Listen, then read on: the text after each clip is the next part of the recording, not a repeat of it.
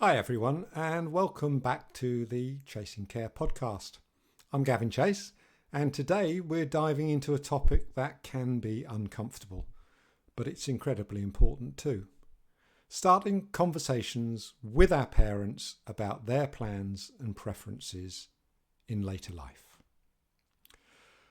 Well, most of us would rather wait until later, and that keeps getting pushed further and further away. But the truth is that having these conversations sooner rather than later can bring everyone a little bit more peace of mind.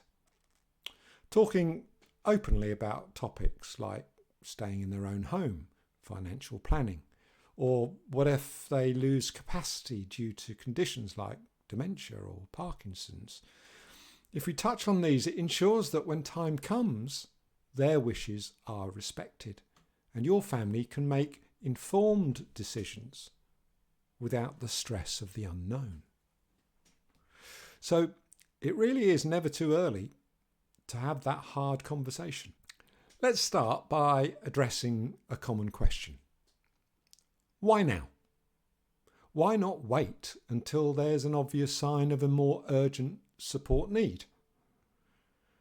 The simple answer is, of course, that early planning gives everyone, you, your parents and other family members, time to think, ask questions and avoid making rushed decisions under stressful circumstances. By discussing their care preferences early, we get a roadmap of what they want. For example, many parents might say they wish to stay in their own home, in familiar surroundings, for as long as possible. In fact, the majority of older people in the UK and the US feel this way. But making that a reality requires careful planning. Arranging for accessible home modifications, budgeting for home care services, and understanding how family members can contribute to their care. And that's just one area.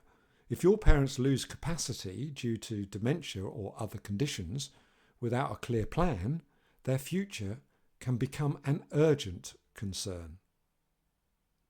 Being proactive, even if it feels too early, ensures that they're protected and that any decisions actually reflects their wishes. So let's talk about exploring your parents' preferences for later life care. A good way to approach this is with open-ended questions to find out what your parents value most.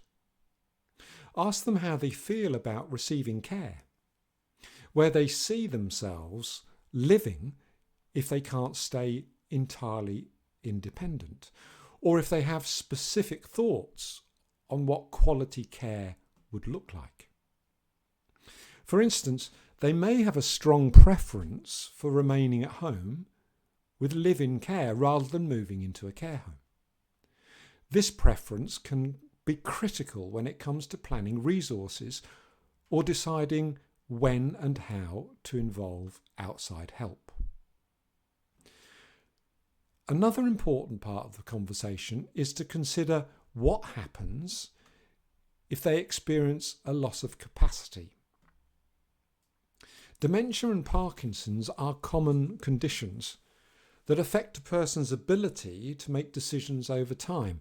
In these situations, having a power of attorney or an appointed advocate is actually essential.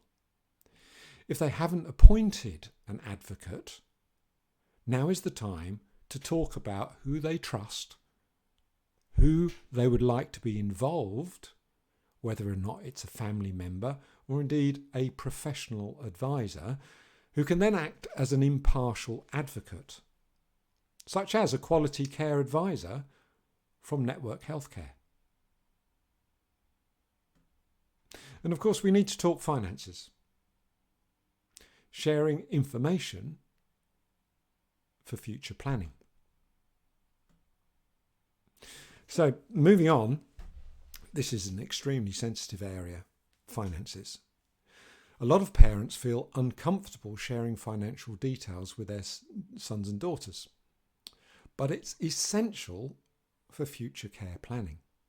Care costs vary widely depending on the type of care needed, and without some knowledge of your parents' financial situation, planning for you can be tricky. Talking openly about finances now helps the family make informed choices about care options, available benefits, and how best to use resources to ensure long-term care.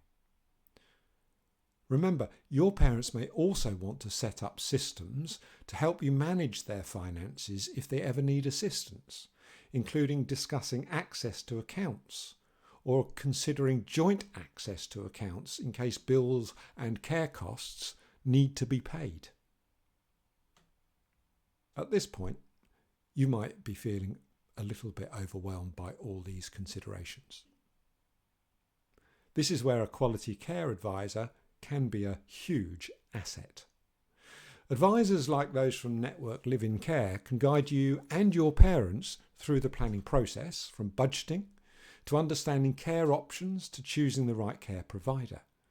They're experts in helping families navigate the logistics and emotions of planning for later life, bringing clarity to a complex and often confusing situation around care.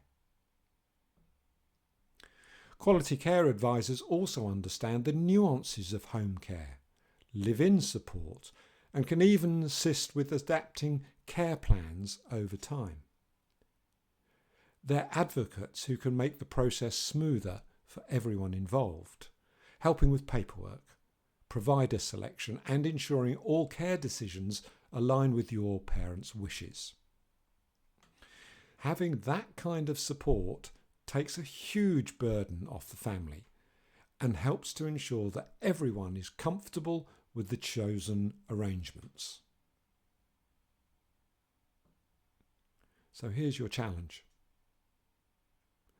As we wrap up today's episode, I challenge you to start this conversation with your parents, no matter how young or how healthy they might seem. Their wishes and plans for later life matter, and talking about them now will help everyone feel more secure in the future.